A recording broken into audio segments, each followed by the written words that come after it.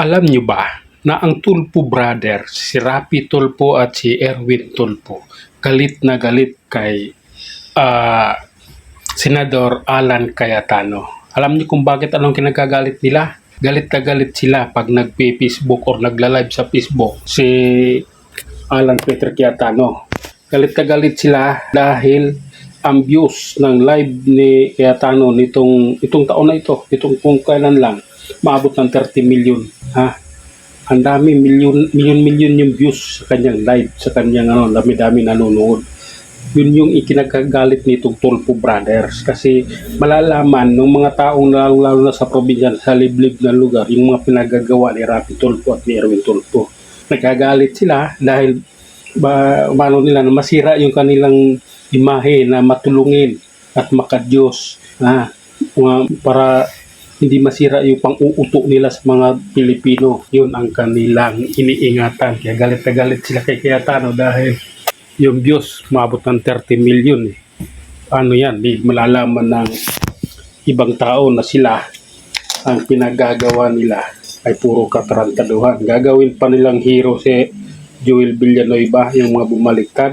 Gagawin nilang hero. Hero saan? Hero sa mga kademonyuhan. Alam na ng taong bayan, Rapi Tulfo, pinagagawa mo. Alam na namin yan.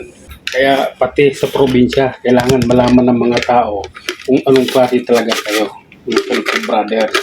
At yung mga speaking senador na ng mga nandiyan na nakaupo. Speaking yung mga yan. Hindi naman nanalo sa election yan. Sila si Bam Aquino, sila si Kiko Pangilinan. Hindi nanalo ng pagkasenador yan. Hindi binuto ng taong bayan yan. Kaya alam namin na hindi yan totoong senador. Kaya Rapi Tulfo, Erwin Tulfo, yung mga ninyo, o yung mga followers nito mga putang ina nyo, mga kumag kaya ayusin nyo.